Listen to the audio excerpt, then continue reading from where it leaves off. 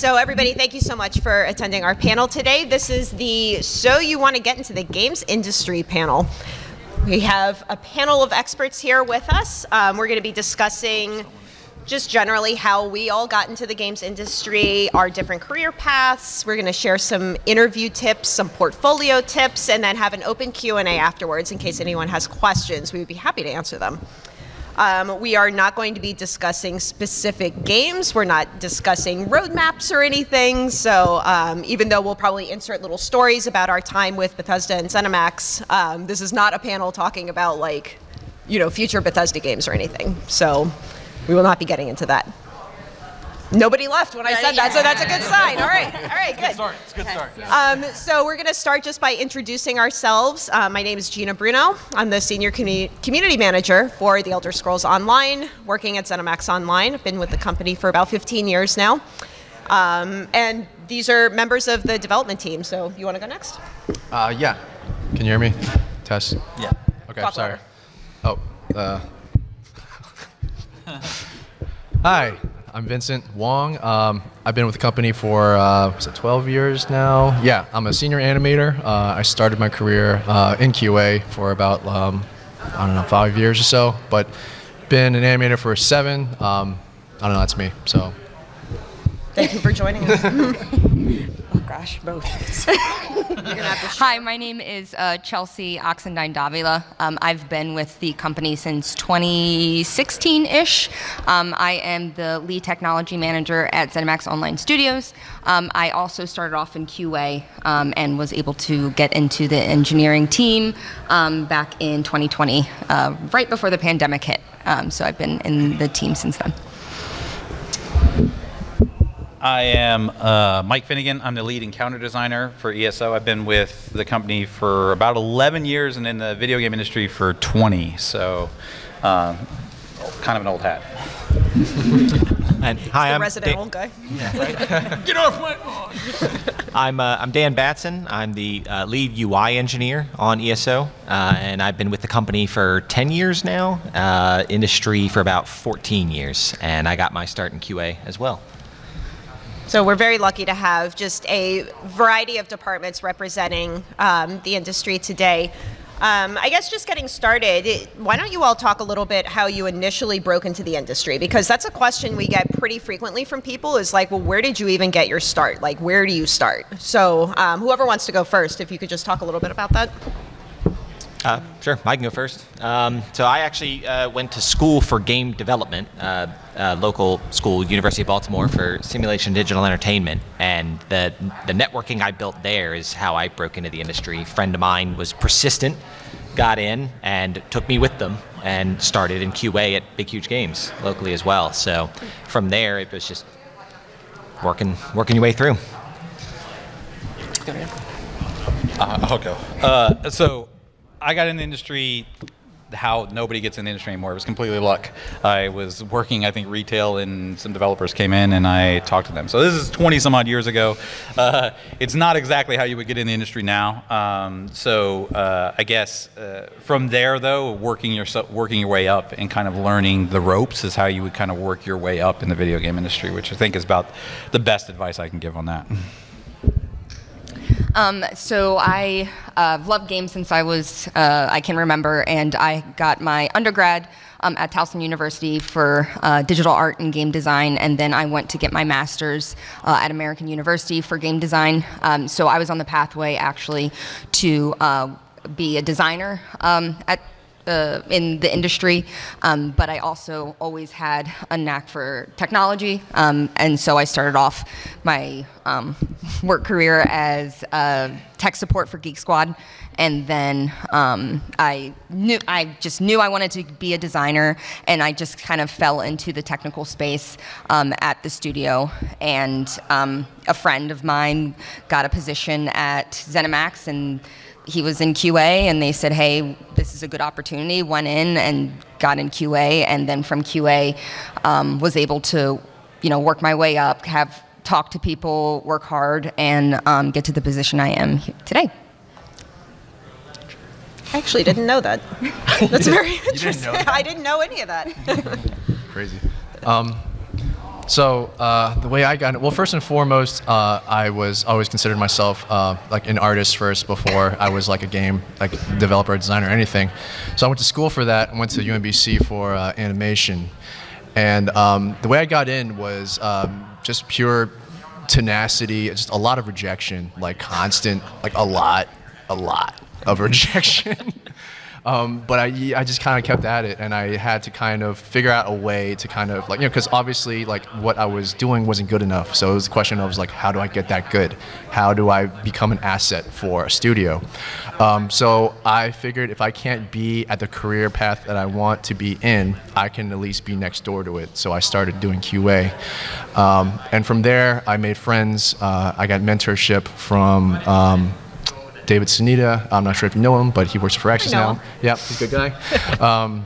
But yeah, they saw something in me because I wasn't like hounding them or anything like that, but I was pitching ideas to them using animation instead of just writing things out and telling them about it, when our game was in development, and they saw like, oh, this guy's like kind of like, got a knack for this thing. So we talked, and then through that, they were like, eventually I didn't apply for the job. They slid me a paper and was like, this is yours to take. Do you want it? And I was like, hell yeah. Like, were you kidding me? So that's how I got in. And it was basically hard work. There's no shortcut from that. Yeah. Yeah, I guess I'm kind of like Finn, where I just got really lucky.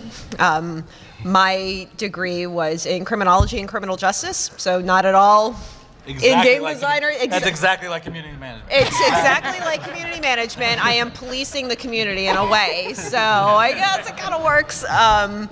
But yeah, I like Vince. Like I applied to a bunch of things, got rejected a lot, and eventually you just kind of sometimes get lucky and work your way in, and somebody gives you a chance. So it ended up working out, but it was not a traditional path for me, at least.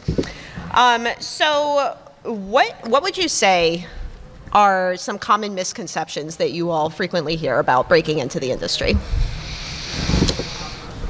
I would say, I'm sorry. No, go ahead. Me and Mike were just talking about a big misconception. I wouldn't say about breaking in, but a big misconception is, sorry, can you hear me? All right. A big misconception is we just play games all day and whatnot. Like, we don't do that at all. Like, nobody. To some extent, but not like. Depending on. Like, even QA, who is tasked to play the game, is not technically just playing the game all day. You know what I mean? Like, we're really hammering this thing and really forging this into a product that, it needs to be, streamlined. So. You're also doing the same thing over and over and over again. Yeah, so it's like not all like, it's not what's it called, like Grandma's Boy or like whatever. And everyone's like, oh yeah, it's just like Grandma's Boy. No, it's not. It's nothing like that. Sorry to burst anyone's bubble that thinks it is. Yeah, if you haven't seen that movie, like watch that and realize that's the opposite of what happens. I know for me, depending on what department you're working in and what your specialty is, I think this might be sensitive, but like going to get a degree, I think that can be a misconception that you need to like have a game design degree to do this. And for an engineer, that might be different. Of course, like you have to be trained in a different type of way to know how to, code in C++ or whatever. But as a actual game designer or world builder, it takes a lot of creativity and passion that you don't need to necessarily learn from school. And I can say that as a person that is in a load of school debt, right? And that's a really good point. Yeah, and I, went up and got my master's, but I ended up, and now I learned a ton, and I would never, take it back. But I don't know if that was necessarily the path I needed to be where I wanted to be, because I had the passion and I had that drive. I knew I was going to get there, and nothing was going to stop me. So it wasn't just follow this path because everyone said, you got to go to college, you got to get a game design degree, and that's the only way to do it, when that's not really the case. There are other paths that you can take to kind of find your place. Yeah, I would actually second that, and specifically you were asking about engineering. Like, I would say that a game design degree for engineering and for art doesn't really help. Oh, not close enough? It doesn't really help. Like, if you want to be an engineer, a game design degree is you get any degree. You graduated from college, that's what they want to know. But if you really want to be an engineer, you should get an engineering degree. If you want to be an artist, you should go to an art school. Yep. And those are the people that they're really looking like, oh, that education means something for this role. So I think that was a big misconception for me, that, oh, I got this game design degree. And a lot of the people in my alma mater will be like, I'm going to be a game developer. It's like, that's not necessarily true. Do you have what it takes? Just because you went to the school doesn't mean you're going to get a job. Yeah, and one of the other things that we really look at for when you get through the process and stuff is degrees are one thing, but we're going to want to look at the body of work that you do, and that doesn't mean that you have to have ship games and stuff like that. But a lot of this is going to be getting involved in doing mods. And I know that we have tons of people that had no other experience other than doing Neverwinter Nights 2 mods. Like that's how we have tons of people that have built whole quest lines in Skyrim, and they have that to show for it. So when we get through the process and we start interviewing, we start talking to people and stuff like that, being able to kind of point to something that we can look at and we can say, oh, okay, I see how this works and how this functions, and then ask you questions related to that. That shows a long way to showing that passion, even if you don't have a degree in the particular thing that we were looking for. Yep. To piggyback on what Mike was just saying, so like, as I can't speak for the entire, actually in this point I might be able to, for the whole art department, it's about like can you deliver, and it's the portfolio means like more than anything. I'm not saying like your degree is junk if you get one or anything like that. Don't go to school, whatever. But in the end, it's kind of like I'm not saying that. So I'm not saying that. What I'm saying is, when it comes down to it, can you deliver? I mean, like, just like what I was saying before about like being an asset. So like, let me ask a question: how many people out here are artists, aspiring artists, what have you? Right? All right. Going to school for it? Already graduated. Graduated already? How many students here were told by a professor or somebody in the system that was kind of like, make your portfolio broad? So, if in the game industry, if you want to get in the game industry, make it broad, right? How many? Raise your hands. Mm-hmm. That's wrong. Mm-hmm. I'm telling you right now, it's wrong.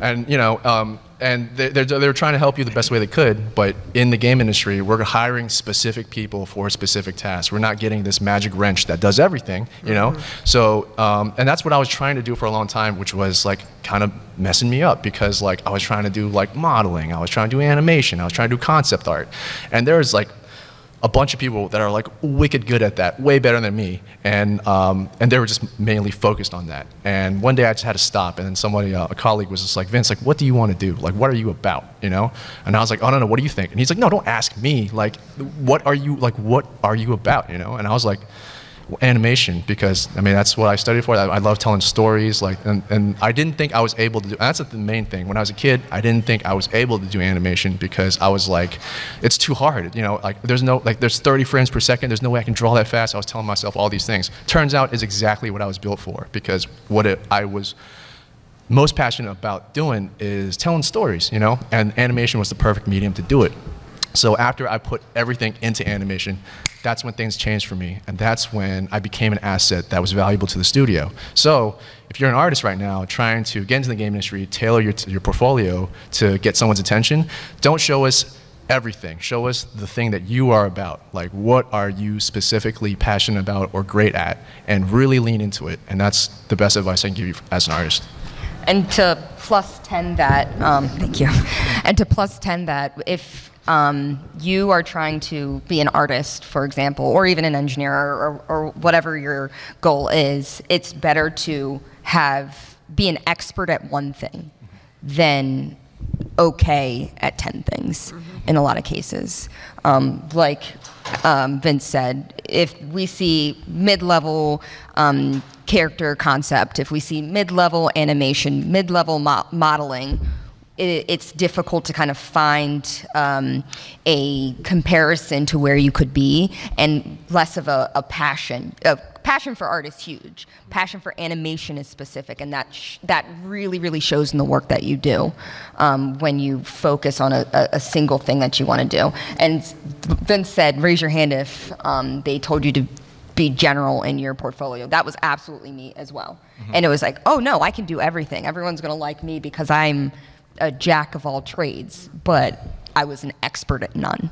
And that's really, it really is what happens. So once you kind of get out of college, you get out of school, you're sitting there like, well, what do I want? What do I love? And this is your time, you know, to kind of dig into yourself and say, what is the one space that I want to kind of develop and push further in the industry? Yep. One thing I'll also throw in, a very common misconception that we hear is QA is your foot in the door. And, you know, you do QA and then you move on to other things, but QA can also be a very valid career path if that's what you're interested in. And it's very critical to the development of the game as well. So a lot of people do get started within QA because you don't need a ton of, you know, game experience or technical experience in order to do it, and they teach you a lot. And QA is a great way to learn about all different aspects of the game, whether, you know, you're testing art or content or whatever. Like there's a lot to learn there, and a lot of people do branch off into other departments, but a lot of people decide to stay in QA and get into leadership roles or management or what have you. And that actually segues into the next thing I wanted to bring up is some of the departments and roles that maybe aren't as common. Like we all know there's programming and there's art and there's content and design, but there's so many other areas. And that's one thing that I wasn't as familiar with when I joined years ago. I remember my boss at the time was like, well, what do you want to do here? And I'm like, I don't know. Like, whatever. I can't really draw that well. Like, I can't program for crap. You're right. I want to track down the criminals. Join the forensics team. Track freaking bad guys. But yeah, there are a lot of other departments. Like there's production, which is critical to game development. There's, you know, UI, like what Dan does. There's web. There's all sorts of publishing roles. So like marketing, PR, sales, huge. Licensing, you know, community management, all that stuff. So there are a lot of other departments other than just kind of the obvious, like I want to make games, but I can't really program. There's a lot of other things that you can do that is also fun and also just vital to game development. So I just wanted to and throw sometimes, that out there. but going back to the first point with QA, which also kind of leads into the second point, is sometimes you won't even know that you want to do those things. We have many producers and stuff that went into QA and they were like, "Oh, I'm going to be a designer, or I'm going to be this other thing," and then they found their niche in production, because that's keeping the schedule and that's keeping track. And they are some of the best producers we have. Chelsea, you were talking about when you started in QA, it was the exact same thing. You had an idea of where you wanted to go, and now you're the technology manager and stuff. So yeah, you sometimes getting in and getting your feet wet and getting in the door and finding out how a studio is run is going to find where you want to go. Yeah. I'm not trying to sound like I'm going to pat the former QA folks in the back, like, you know, whatever. But I honestly believe that like the best folks that have come out of QA have become also the best devs, and it just they just have like, and that's just Downgraded. why you No, He's like, yeah, 100% I'm right. great. Because it is funny because people that haven't been in QA haven't dealt with like the bugs, so Yeah. like you're chucking stuff over a fence. It's true. But I'm just saying, like, the perspective from QA up until the seat that, you know, you're going to be sitting in for, you know, if you decide to move on, they have a very kind of like well-rounded view of the entire game, you know, not just from one side, like say from one side of the fence. So like wasn't Jason Barnes, like a whole bunch of designers, you know, there were once Started QA. in QA, yeah, like the list, like there's a huge list of people that I can, you know, track I was back. in QA at other studios before I came here. So. Yeah, but like, yeah, I feel like, you know, that too, it's like you just have this like kind of knack mentality that like it's very unique. Like even as an artist, in my animation team, I have a unique perspective. And it's a little more technical minded because I worked in the engine for so long and I taught that to the team. And now we're working, you know, we're not just making assets and then hoping someone else plugs it in. We do it now, you know, we're working with the engine. We're seeing problems that other people don't have to see or deal with sooner. And it's technically not our job, but at the end of the day, it is, because we're supposed to make a good product. And if it's not, you know, if it's not at the best, you know, quality level, that it can be, and and I saw something and I just didn't do anything about it. That's kind of on me, you know what I mean? Like I can't just rely on QA. They're there to find it, but they're people. They can't find everything, Actually, that's something I'm going to say louder for the people in the back. QA is not the one that fixes the game. We see that all the time online, like, oh, why isn't your QA, fixing the bugs? They're not in charge of fixing the bugs. No. Believe it or not. Well, not only that, but there can be thousands of bugs we know about that we just there's no way to fix everything. You have to prioritize the most important things. Yeah. So QA may have already found the thing, but there's just no way to get to that when there's so many other things to deal like with. the game breaker, or like my sword turns transparent. I don't know. Like, I mean, I guess you could choose to never ship the game. That's always an option. I don't want to get too far on the soapbox of fixing bugs. That can be a whole panel in itself. Is how do you fix things? Tune in tomorrow. Yeah, right. Because I got all day. So, especially as social media has become a lot more common, I feel like a really good way to get into the industry is building connections with different game companies or even individuals within game companies. So, what would you all say is a good strategy for helping to build those connections? So for me, from my school, and when I talk to my school about this, the best advice I got, and the advice that I give them is, look around you to the people that you're going through this with now when you're trying to get in. They're the people that you're going to be working with. Be nice, be good, because they're going to be the ones who are going to be like, well, I remember them, and they're applying for a job now, and they were kind of arrogant, or like they didn't really know what they were doing, but they thought they did. Like, this is not a one-man job, and you're going to want to make sure that the people who are around you like you. And it doesn't have to be like oh, we're friends thing, but you're not going to be doing this alone. The whole thing you heard up here is that pretty much every one of us got our job by knowing someone or being in the right situation with the right person. That is very common. So if you're that kind of person who just wants to do things on your own and just doesn't want to socialize, or is arrogant, you're never going to make it.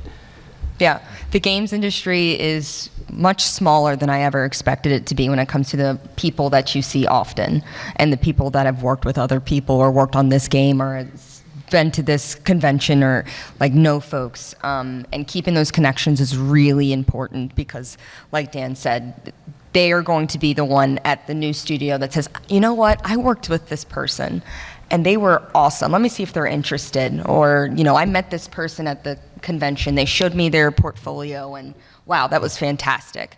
So honestly, using some social media platforms as well can be helpful to stay connected and message, and also just coming up and talking to devs. That was definitely something that I learned. Like, devs want to help folks out for the most part. Like, come up, ask us a question, a specific question, email us or message us, and we want to help folks out as much as we were helped out trying to get into the industry, and of course also making the industry better and more diverse and larger, and just improve on it as much as we can. I'd say for like networking and stuff, like, I mean, you're kind of doing it right now. Like, you got to show up to stuff like this, like there's GDC. IGDA stuff. Yeah. So there's also, I think that's what I meant. I don't know why I said GDC. Well, I mean GDC, to be fair, is a good one. Yeah, but there's like a local chapter for IGDA, right? Mm-hmm. There's one in Baltimore. I think there's one in the DC area. I want to say, Thank you. and there's just so many things like that now that we didn't have coming up before. I sound old, but like, but it's back in my day. We played Nintendo with a freaking paper box. I don't know. Anyways. But yeah, like all these like talks and stuff, like showing your face means a lot. Quick story, when I was in UBC, before like the path of games became like an educational like major or path and everything, they were just kind of like messing around with the idea of it. And I remember a professor who was also currently kind of moonlighting at a studio was kind of like trying to groom students, teach them the way of like how to do things. So they made a new class. It was kind of just like cobbled together. It was like a handful of artists, handful of programmers, just crammed to the room. That class packed up like immediately. I didn't make the cut, but I wanted to try to audit it. And so I walked in and I was like, hey, like I'm not going to get in your way. I'm not going to take up a seat. I'm just going to have a laptop in the corner. I just want to learn, you know? I'm just forcing my way in. I basically did that. And then she was like, no, like, I don't know. And I was like, I'm begging you, like, you know, just take the time. I actually, like, you know, made sure I didn't have any classes, like, in this period, just so I can just be here and just, like, you know, listen. I'm not even going to get anybody's way. I won't even sit. I'll stand.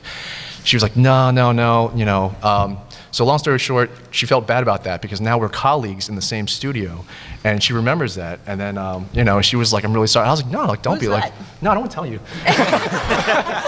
Later, man. Later, yeah, Later, after hours. Maybe at dinner. But the industry A is that small. Don't laugh. Come on.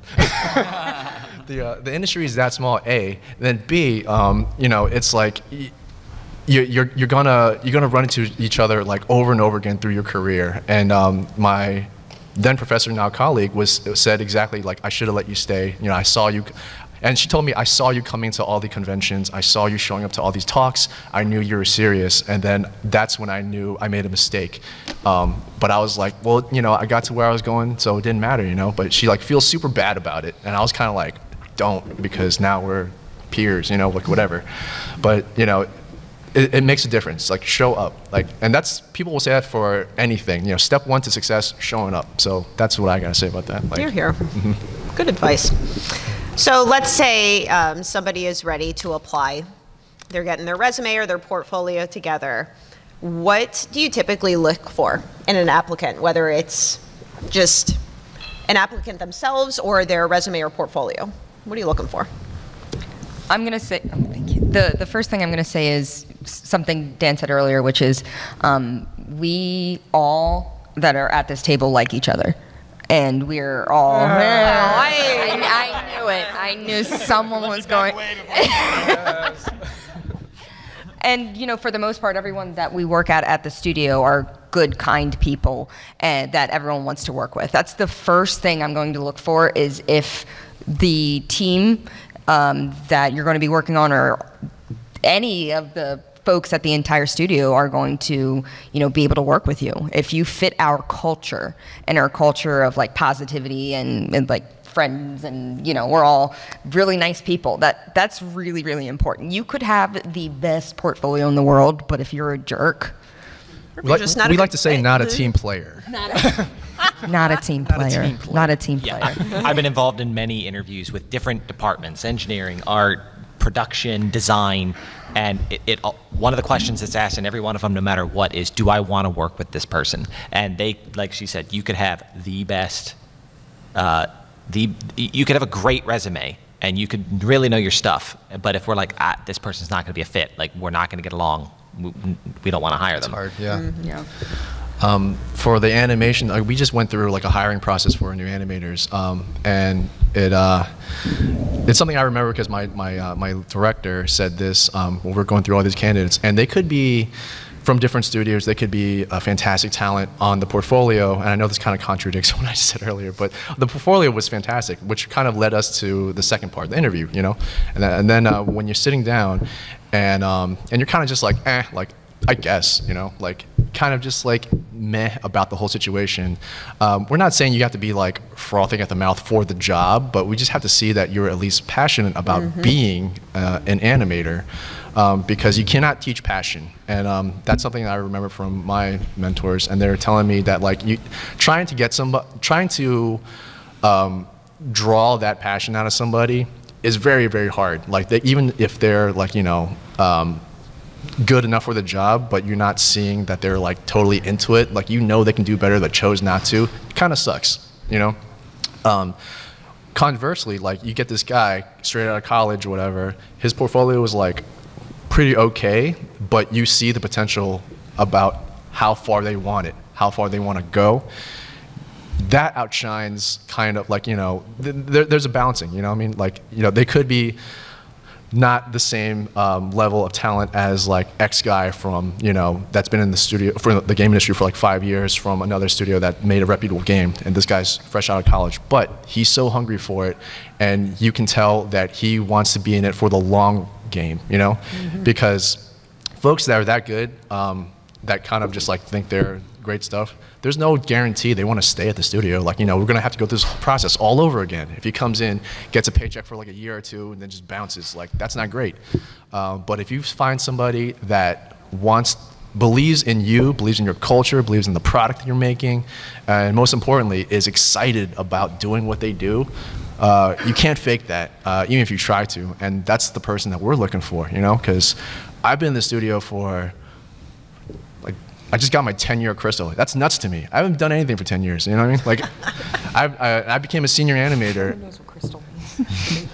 It's a trophy. I got this. I got this. You got a participation I trophy. got a special thingy. Became Okay? a diamond. I got a special thing Got a special award. that commemorated my 10 years at the studio. Anyways, what I'm trying to say is, like, I just lost my train of thought. It's fine. You haven't done anything for 10 years. You haven't done anything for 10 I years. knew exactly what you were talking about. Nobody else did. Yeah. I was looking at Eric and he's like, yes, and I'm like, I'm killing it. Because Eric's nodding, I'm killing it. So, anyways, oh god. To wrap up this whole spiel that I'm saying, like, your passion has to be up front, you know, on display, and like that's what we appreciate. So, you know, like I said earlier, like, find out what you're about and then really come with it, and that's it. Well, and if I can, I want to, real quick, I'm sorry. I want to give a couple caveats to that, because I do want to note that, like, we recognize that the games industry, we're full of nerds. Like, not all of us are, like, social geniuses. And so there are definitely some people who are more smooth than others, and that's not what we're talking about. We're not talking about, like, awkwardness or anything like that. Like, the passion can come through either way, but we're looking for honesty. We're looking for sincerity. We're looking for you having put in some effort. Yeah. So if you're saying, well, I don't know if I can be that exuberant person, that's not necessarily what we're looking passion for as in, when like, we're talking about dedication passion. to your craft. That's what I'm trying to say. But Like, if you like, come to love me what and you're you doing. say, if you say with confidence the wrong answer, I would rather you say I don't know the answer than give me the wrong answer confidently. Yeah. From a design perspective, and I've been reviewing tons of resumes and stuff like that, I can give you some small specifics on what we're kind of looking for. First of all, for your resume, you're going to want to tailor that to whatever job it is that you're looking for. So as much as you can, put the specifics for the position that you're applying for, as well as how any of your experience, no matter what you've done, would relate to that job. Cover letters, a lot of studios sometimes don't say cover letters are important. I think generic cover letters are not important, but I think specific cover letters with how you want the job and how you're going to do the job and what this job means to you is absolutely important. We have hired interns and people and given people a shot at interviews strictly based on cover letter. You know, they don't have a ton of experience, but man, look at the passion that they've shown in this cover letter, that they really want this job. Another thing is, and this is for people in school that have done mods and stuff like that, when it comes time to interview, if you get to that point, being able to speak to the development process, meaning this was my initial plan, this is how I implemented it, this is the feedback I got, these are the changes I made, this is how it is. Being able to articulate that entire process that you went through and why you made the decisions you did is very important for an interview. Even if it was just for a mod, or even if it was for, you know, a school project or student project or anything like that. Because those are the questions that show us that you have kind of like the development mindset. What we don't need is idea guys. There's no such thing. Like, there's no such thing as a position that's an idea guy, because everybody in the video game industry has ideas. And what we want to do is, a great idea is fantastic, but we want you to see you be able to kind of back it up and say, and this is how I would do that, and this is how this would be implemented, and these are the potential issues that would come up and stuff. And we're going to stump you in an interview. That's another thing, is when you're in the interview, we're going to throw questions that you probably didn't think of, no matter how much you tried. And that's fine. And this isn't the lightning round in an interview. I'm not sitting here asking you questions like, oh, you took 5 seconds. I'm sorry, the question's over. Let's go to the next one. No. being able to kind of articulate, say, I don't know, can I have a chance to think about that? That's genuine and that's fine. That is 100% okay. You don't have to have all the answers right away, as long as we kind of see the process that you're going through and talking through it. And if you do an interview that you completely bomb, that's okay. Yeah. Don't be dismayed or turned around. Like, get back to it and try it again. I've had interviews that I literally, every single question they asked, I didn't know the answer. I got very unlucky with the things they chose to ask me. I knew not a single answer, and it's like, you know what? Don't call me. I'm good. I know. I failed here. But it happens sometimes. But if you do get to an interview, I think two important things you're going to want to bring no matter what you're interviewing for is make sure you know about the product that company makes. They're going to ask you, what do you think of our products? What do you think of our games? What do you think about this? And if you don't even know what they make or have never even tried or looked into it, that's going to be a real bad experience. Oh my gosh. Dan, I was going to say the same thing. I've been in interviews with people applying and be like, so, you know, what class do you play or what do you like about the game? And they'll be like, well, I don't play MMOs. No idea. And it's like, well, why are you applying for this job then where you're supporting this MMO type game? So yes, definitely +1. When I was honest in my interview, I also don't like MMOs. I don't play them. And I was honest about that. But I know about the products. I've played the games. I know how they work. And as long as I can do the work and I can do the job and I understand what an MMO is, I understand what makes them good, it doesn't mean that I have to personally love them. But if I didn't know anything about the products that this company made, that's going to look really bad. And make sure you come to the interview with questions of your own. Yeah, big time. Because they're going to ask you if you have any questions, and if you don't, it's like, well, if you can't be bothered, why should we? Yeah, Right. And that goes into what I was saying. Like, that right there is a show of like interest and passion in a way. You know what I mean? Like, research the game a little, have questions, show that you're enthusiastic about what you're trying to step into. You know, instead of just kind of just show up and be like, you know, come at me, and then like, I don't know, and then done, all right, cool, and then be out. Like, no, like, be a little enthusiastic about it. Like, you don't have to be, you know, visually, like, you know, visibly exuding that energy, like, you know, like talking in a certain way, whatever. It's like, just have questions, just like do a little research, you know. And the questions don't necessarily have to be about the game itself, right? The questions that you should come with should pertain to the position, and, you know, asking the folks that are interviewing you questions about, you know, their background, or like diving deep into it, not just like, what's your favorite video game? Like, that means nothing. I mean, it Ask shows about that the you're company nice. culture. Yeah, ask about company culture. Ask about like really good questions that show that you came prepared, and that you care about what, you know, we're talking about. And also, for the most part, no one's going into an interview ready to grill you. Like, we're not trying to push you away from the position. We want to hire folks. So we go in and ask you questions genuinely, because we genuinely want to hear your responses and genuinely care to see people kind of succeed if you belong to that position. So absolutely come in nervous, but don't, we're coming from a good place with anyone that's interviewing you, and you should come in kind of, hopefully we'll find a middle ground, and we're not sitting there running down list of questions. You know, you come in, we're like, hey, how you doing? How was the interview? You know, like, do you need a break? Do you need water? Like, you know, we can kind of roll with that. It's not going to be, you know, strict, scary. But please don't come to the interview with a deep dive of the personal background of the people who are going to be interviewing you, because that is a very awkward position for the interviewer. How do you know? How do you know this about me? Yeah. Your first dog's name was. It has happened. I've been It is following you awkward. on Twitter for Indeed, they're 10 like, oh, years. All right, well, I want to make sure that we have time in case anybody has questions for the team here. We do have a mic if you're comfortable coming up to speak into the mic. Otherwise, be happy to kind of repeat your questions so everybody can hear. Go ahead, go ahead. Don't be shy. Form a line, I guess. Form a line. Oh.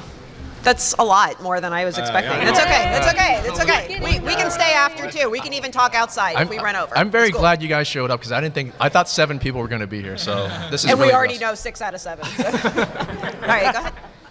We already know. Okay. Hello. You can hear me? Hi. Hi. So my name's Anthony. I am a student at the College of New Jersey. I'm a senior studying interactive multimedia design. And my if interest. folks could excuse me. shush a bit Can we keep it Is down in the everything back so okay? we can because hear we the questions? can't hear the please? questions. Yeah, Chaos. hi. Everyone's And- excited. And I'm glad you guys brought up games production or project management because that's really what I'm trying to aim for as well. Like, I've been trying to study my craft, and I've been building up a portfolio, and I've been working on my senior thesis being a game and working on other games in process. I suppose what I really want to ask, especially because I have been applying and just it's been like a whole process and everything. At least when it comes to that like particular field, what's a really solid way of sort of like selling, of sort of someone like me, like either selling like myself, like in terms of like a portfolio or a resume, because especially in that field, like project management or games production, I usually get like a mixture of things. Like I know people have suggested to me something involving like, oh, definitely like try to do QA or do something more, because like I'm trying to.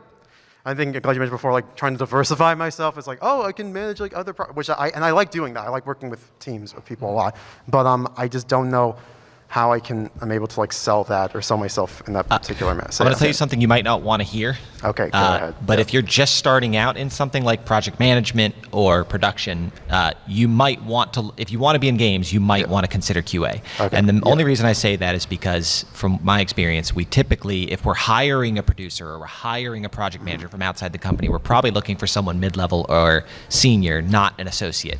So we're not looking for someone starting out. We're looking for someone who's been doing this a while and they have a background in it. But when we're looking for like, well, we need more bodies in this and we need people who can do it, and we often pull first from QA.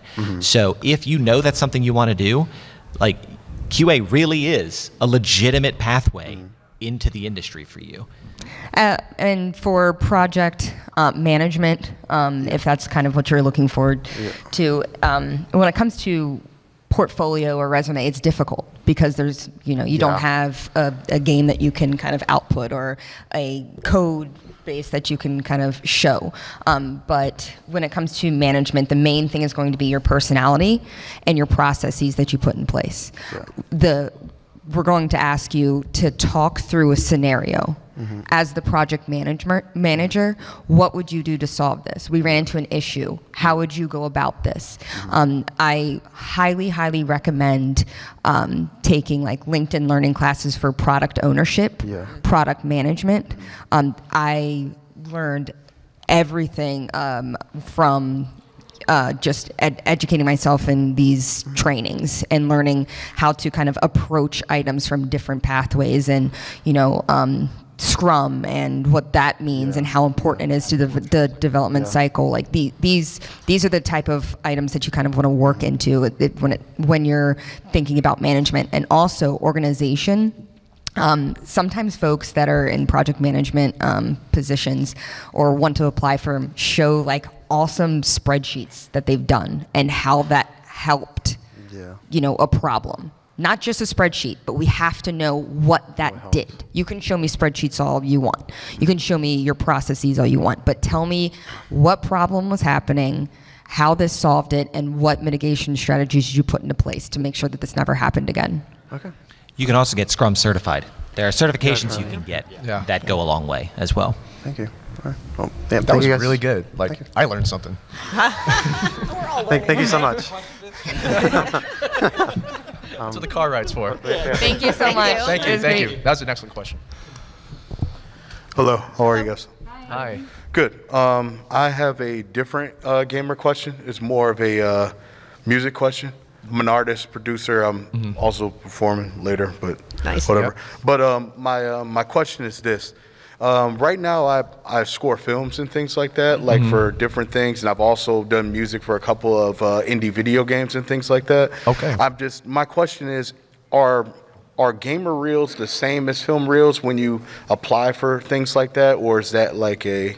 Yeah, that'll work fine on a resume. Like, we're not going to distinguish if you have a portfolio, whether it was film, TV, games. It doesn't matter. It shows that you know what you're doing. Okay, because the reason why I ask, because I know that it's interactive sound with these kind of games, so I know that you may require maybe experience with midware like Wise or. It depends on what you're doing. Like, knowing that technology definitely helps, knowing Wise, knowing things like that. But it also depends on what department you're going into. Are you going to be doing like Foley effects? Are you going to be doing like sound effects for the game, or are you going to be composing, or are you going to be like more than likely I'll probably be composing. I mean, SFX gets into a whole nother. That's a whole nother ballpark. Right. But So if you're looking just to do composing, like composing is composing. Yeah. So.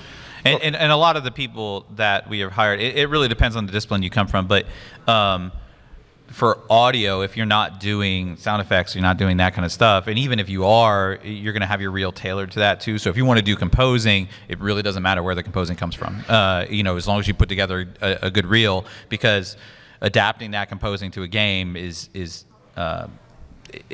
that's the easy part, I guess. You know what I mean? It's the composing. It's the hard part. I understand. Yeah. It's also not just games. There's marketing. Yeah, there's marketing. There's other departments that need music and need scoring. Great. That's Yeah, why I all got those the degree trailers in, that we so- put out, they all need some kind of music on them. Okay, great. I know there's a long list, so I Thank appreciate you. that. Thank you. so much. Thank you. Good question. How you doing? Hi. Hello. Thanks for being here tonight. This maybe isn't like the best question, but as someone who's been out of college a few years, in 2022, for all its ups and downs, this was the first year I had AAA company interviews.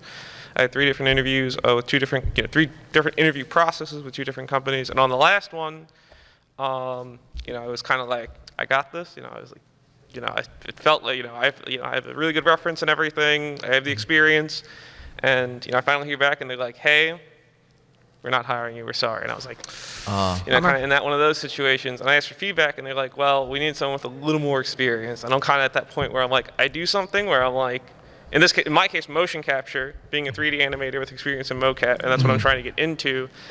I'm at the point where I'm having trouble finding the places where I can get that experience at this point, and breaking into that.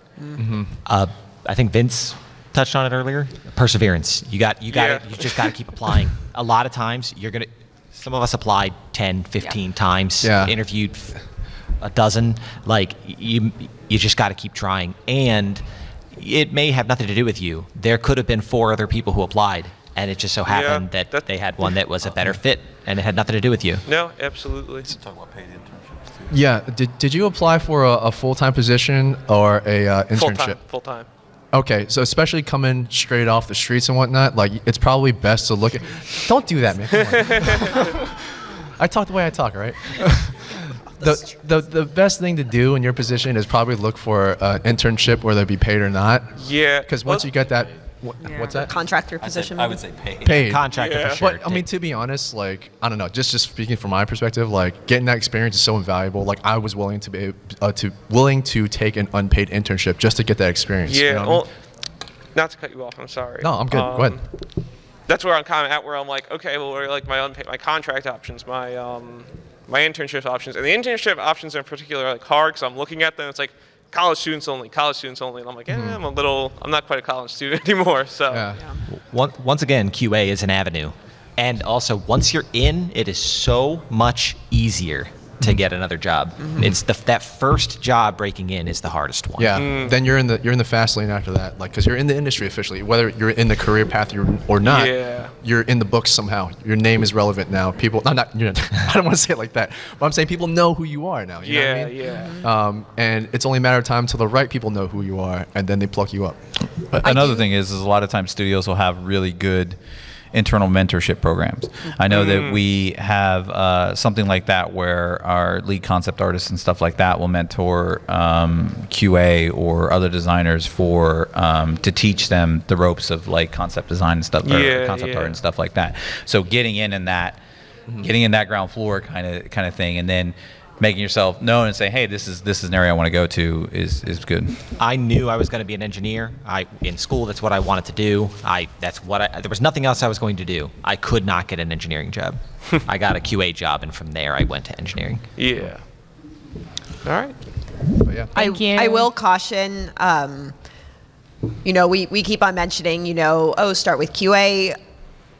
When you interview or send in your resume, if you're applying for a QA position, I would it's okay to say that you have goals and like, hey, my end goal is to, you know, get into mocap or get into engineering or whatever, but I wouldn't go into the interview being like, I'm interviewing for this, but I'm like going to be trying to get into this, because then it's like, well, why do we want to spend all the time training you if you're already immediately looking to leave? So, you know, get in, get your feet wet, get some experience, learn some things, and then it's totally cool to kind of branch off. To speak to that, if you get in and you're working QA and you're a terrible QA person because you want to do something else, that's not going to help you.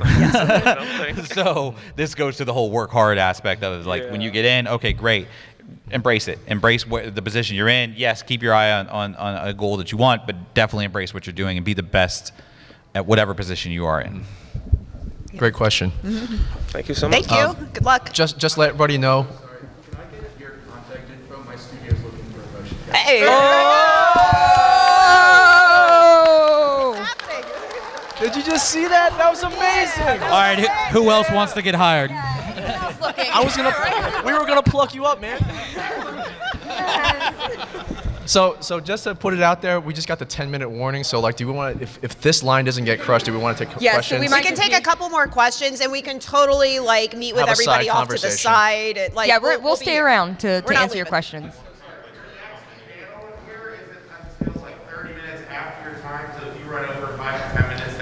Okay. Okay. Oh, okay. All right. Cool. I just want to stay within So time. everyone's good. Stay in line Just for cut now. the mics off when we're done. Hi. Or just Vince's mic. Hi. Okay. I'm gonna bring this down a bit. Also animator. Hey. Also game design. I'm trying to do a thing. I'm in university for this stuff. But as you said before, they try to emphasize being broad, and especially with the project you're working on, because you have so few people, they tend to like, you really need to be able to do everything in order to even just survive this curriculum. However, since with the industry having such focus on specialization, it feels hard to be able to cater to that without sacrificing current needs. So how might one be able to like try to like circumnavigate the situation? That's a very good question. So like, I think what they're trying to do is basically kind of expose you to everything that goes into the sausage, if you will. You know what I mean? Which is kind of why we value. Don't snicker. Like everyone's always snickering. Everybody, so like it's kind of what they're trying to show you, which is what we've been kind of saying. What QA gives you a macro look at everything, and it's definitely beneficial to understand how everybody works and operates. And they're kind of trying to give you that in a kind of controlled way, where it's like, oh, designers operate this way, but in the end, it's what makes you happy and what you want to chase down. So like, I'm not saying what they're teaching you is not irrelevant. Like everything that you're learning is going to improve you to either be an artist or designer or whatever, because all information is good. So. But after you have it all and you understand what you want to really pursue, take it and go with it and focus on that solely. But I mean, to get through your curriculum, of course, like do your classes, do your assignments and everything, but like only you know exactly what you are about, you know? And totally mention that you've had exposure and experience to these other avenues, but you're this, you know? And that honestly makes you a more attractive asset, because like having an animator that knows how to rig is amazing, you know? So like there you go. I'm saying like so if knowing an animator can animate super well, great. That's what we're hiring you for. But if you throw in there, by the way, I can make you rigs too. We're just like, all right, like that's cool. Like, you know, considering that you do this well, plus have at least experience in this and understand how this works, that's a huge asset. So, did I answer your question, or No, it was a very eloquent response, but it's more, I'm looking a bit more for specific. It's like, okay, here's maybe some tips on how you can like try to work towards a more specific thing. Because I am at the point where I'm kind of facing the jack of all trades kind of situation. Yeah. So I mean, but what do you want to do? I mean, it comes down to the question. I am largely looking into animation, 2D or 3D.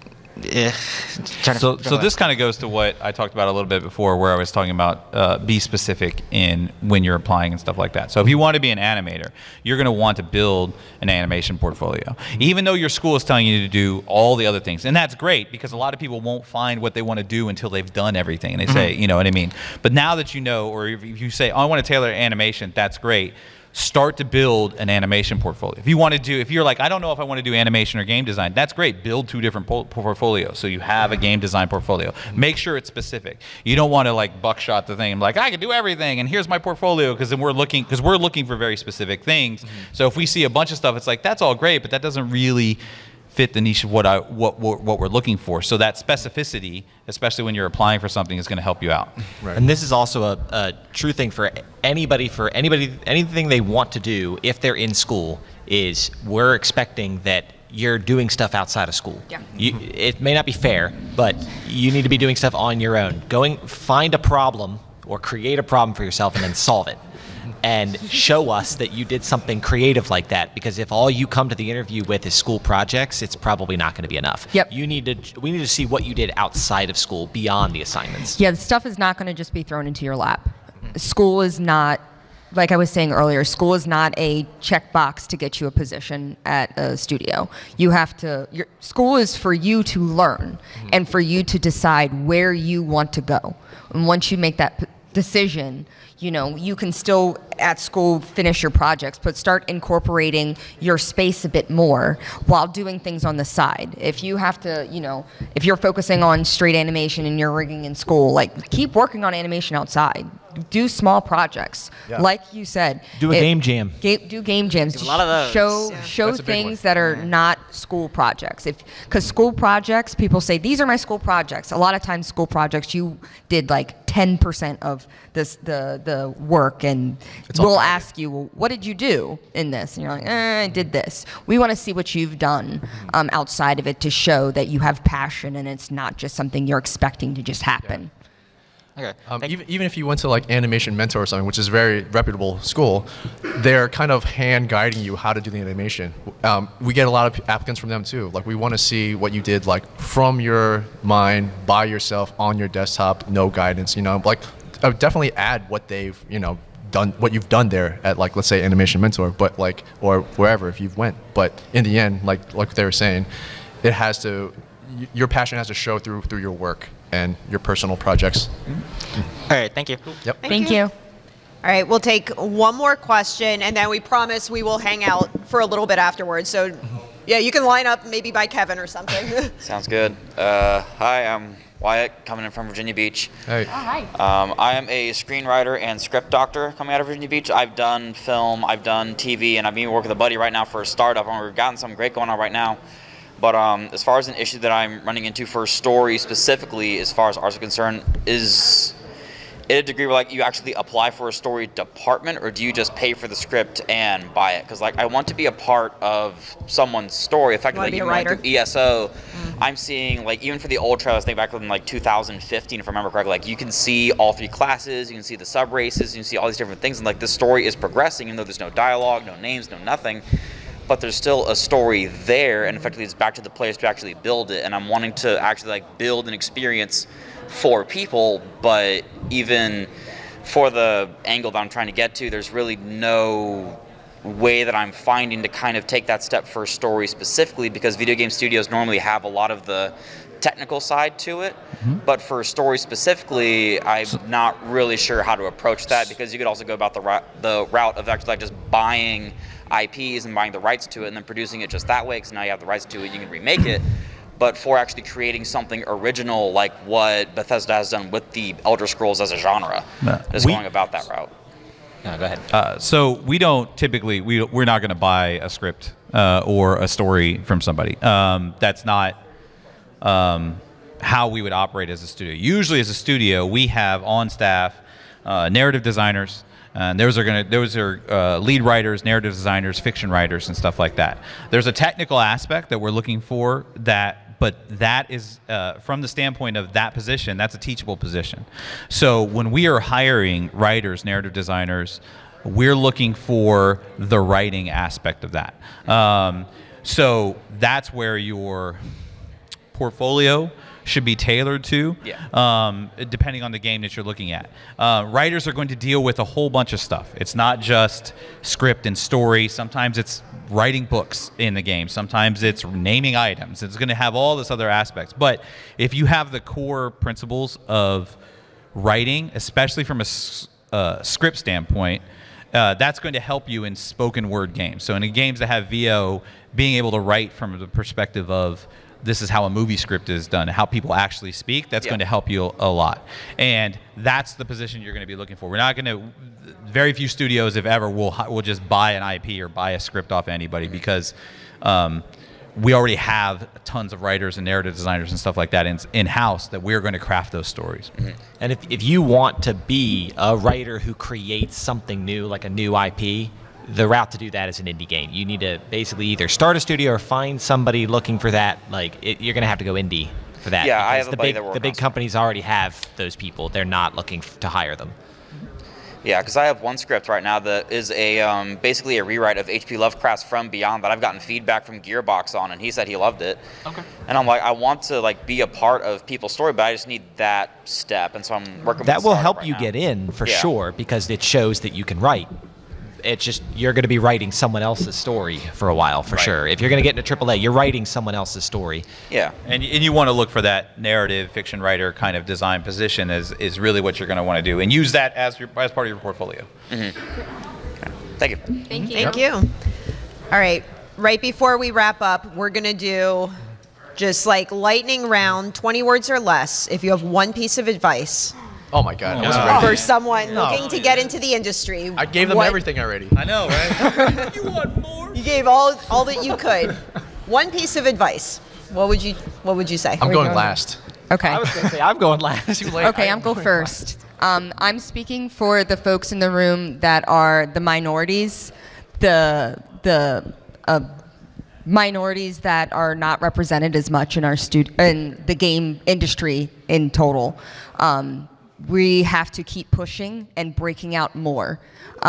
There is so much holding us back, and the only people that are going to push us is us, and keep it moving. And as someone that went to school and tried to be an engineer and was told by my teachers that I probably shouldn't, and was pushed out, and that happens to many, women in that field, and ended up being the manager of our engineering department at the AAA studio. That I can just say, F off, I did it. But keep it going. Don't give up. People will say you can't, but you can. And the industry is really, really trying and really expanding what we're looking for. And we have folks that are really trying for any of our minorities in the group. You're nice, Chelsea. Very good. It's going to be short, and we talked on it. It's just don't be an asshole. Hey, there you go. That's good life advice, That's right? really good. Yeah, I like that life advice. Yeah, so not in a way to dismay you from the industry, but to be realistic. The industry is a very satisfying place to be. It's it is a lot of fun working in games. There's a lot of jobs that can make you feel a little soulless, but the games industry is not one of them. However, the games industry traditionally does not pay as well as other industries. So if you're going to go into games, you need to want to be in games. It doesn't. If what you're in it is if you want the big house and you want it's not necessarily that. So don't think that you're going to come in and be a billionaire, or you're going to be the next Notch or the next Gabe Newell.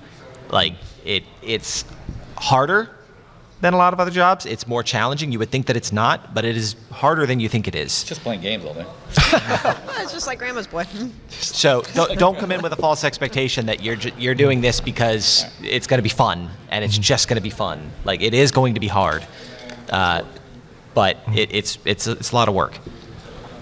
I guess it's my turn. The underlying tone of it all, I agree with, and what it is basically saying there's going to be a lot of rejection. It's going to be hard. The leap from going from school student to professional is steep. It's almost straight up. And there's often not a lot of people that can kind of help you fill that gap or figure it out. It's ultimately going to be up to you. To be a professional, that's what it's going to take. And it's one of the biggest things that my lead has told me is when I had a one-on-one with him, and I was telling him, man, something really just kind of blew me away, because I was talking to my old college roommate. And he has a Lotus in his garage. He's making big money, you know what I mean? And he got a job before we all did. And he was telling me, Vince, I envy you. And I was like, why? Like, I'm broke as hell, and I'm in the basement trying to get a game job, you know? And he was like, yeah, but you're doing it. I've seen you making strides. Like, I give it all, man. Like, you know, and now you made it, you know? And he's like, if I had your drive, I'd be in the NBA right now. And my lead, I told my lead that story, and he told me, welcome to the NBA. And that was the most gangster thing he ever told me. So you got to keep going. Are you even real, Vince? Are you a real person? What?